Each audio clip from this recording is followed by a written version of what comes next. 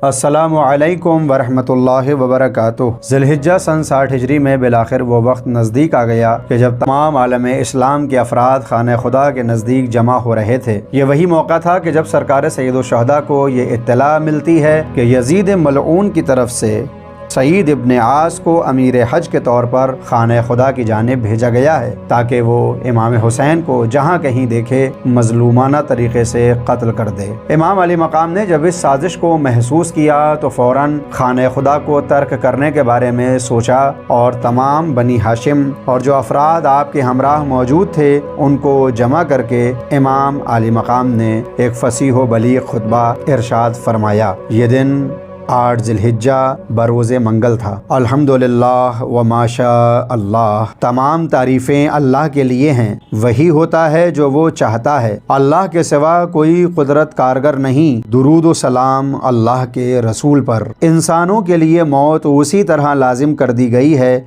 जिस तरह दोशीज़ा के गले पर गर्दन बंद का असर लाजिम होता है। मुझे अपने असलाफ और अजदाद से मुलाकात का उतना ही इश्तियाक है जितना शौक़ याकूब को यूसुफ से मिलने का था। मेरी कत्लगाह मुअय्यन हो चुकी है जहाँ मैं पहुँच के रहूँगा। गोया मैं खुद देख रहा हूँ कि सहरा और बियाबान के भेड़िए यजीदी लश्कर की जानिब इशारा। सरजमीन करबला और नवावीस के दरमियान मेरे जिस्म के टुकड़े टुकड़े करके अपने भूखे पेट और खाली थैले भर रहे हैं। खुदा के लिखे से फ़रार मुमकिन नहीं।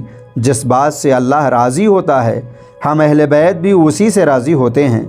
हम उसके इम्तिहान और आजमाइश पर सब्र करेंगे और वो हमें साबिरों का अज्र इनायत फरमाएगा। रसूल सल्लल्लाहु अलैहि वसल्लम और उनके जिगरगोशों के दरमियान जुदाई मुमकिन नहीं है, बल्कि बहिश्त बरी में सब साथ इकट्ठे किए जाएंगे जिन्हें देखकर आ हज़रत की आंखें ठंडी होंगी और आ हुजूर उनसे किए हुए वादों को पूरा करेंगे। जान लो कि तुम में से जो भी हमारे ऊपर अपना खून न्यौछावर करना चाहता हो और अल्लाह से मुलाकात के लिए तैयार हो वो हमारे साथ चले। मैं इंशाअल्लाह कल सुबह रवाना हो जाऊंगा। इमाम अली मकाम ने इस खुतबे के ज़रिए से अपनी शहादत की आमादगी को ज़ाहिर कर दिया और इस खुतबे के साथ इमाम अलैहिस्सलातु वस्सलाम इस तरह से पूरा इरादा फरमा चुके थे कि अब खाने खुदा को छोड़ने वाले हैं। बहुत से अफराद ये सोचते हैं कि इमाम अली मकाम को जब अपनी शहादत की खबर थी तो फिर इमाम अली मकाम मक्के में ही क्यों नहीं रहे।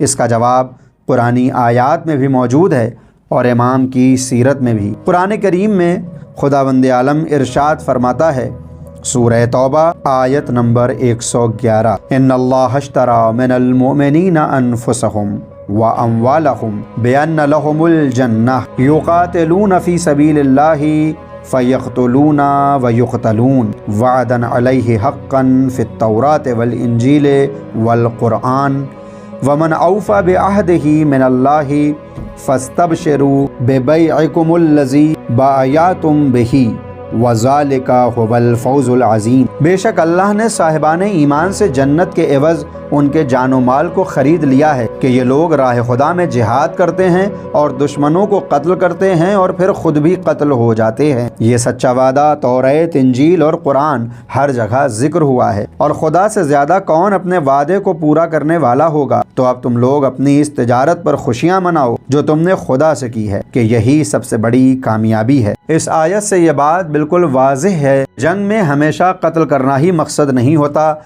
बल्कि राह खुदा में शहीद होना भी खुदा की मर्ज़ी के मुताबिक फ़ायदा पहुँचाता है। लिहाजा इमाम अली मकाम ने अपनी शहादत को पेश किया ताकि इस शहादत के ज़रिए दीन और इस्लाम बाकी रह जाए। जिस वक्त इमाम अली मकाम के मक्के को छोड़ने की खबर बाज़ अफराद को हुई तो वो इमाम अली मकाम से मुलाकात करते हैं और इमाम को मक्के में रुकने का मशवरा देते हैं। जिन अफराद ने खैर ख्वाही की बुनियाद पर इमाम अली मकाम को मक्के में रुकने का मशवरा दिया उनमें एक नाम इब्ने अब्बास का है कि इब्ने अब्बास आकर कहते हैं कि ऐ चचाज़ाद, आपके फ़िराक़ में ख्वाह कितना ही सब्र व ज़ब्त का इजहार करूं, लेकिन हकीकत यह है कि मैं सब्र नहीं कर सकता क्योंकि मुझे खदशा है कि इस सफ़र में आप मारे जाएंगे और आपके अहलो अयाल कैदी बना लिए जाएंगे और मेरे इस अंदेशे का सबब यह है कि अहले इराक़ वादा खिलाफ़ हैं और इन पर इत्मीनान नहीं किया जा सकता। इब्ने अब्बास इस बात पर भी जोर देते हैं कि या तो आप मक्के और मदीने में ही रह जाएं कि वहाँ आपका एहतराम करने वाले ज़्यादा मौजूद हैं, یا پھر اگر جانا ہی چاہتے ہیں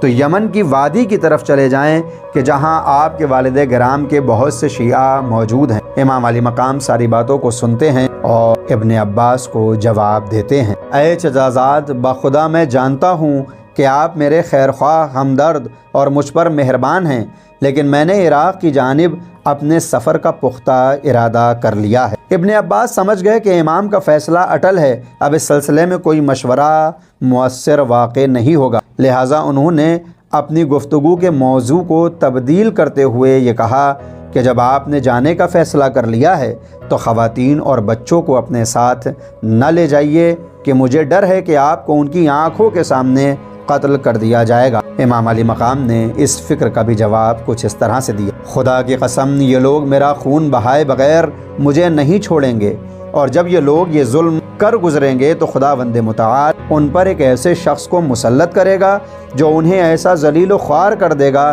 کہ یہ عورتوں کے استعمال کیے ہوئے کپڑے سے زیادہ پست ہو جائیں گے۔ امام علی مقام نے اس کلام کے ذریعے حجت کو تمام کیا اور بالآخر مکے سے نکلنے کا عزم مصمم کرنے کے بعد آمادہ سفر ہو گئے۔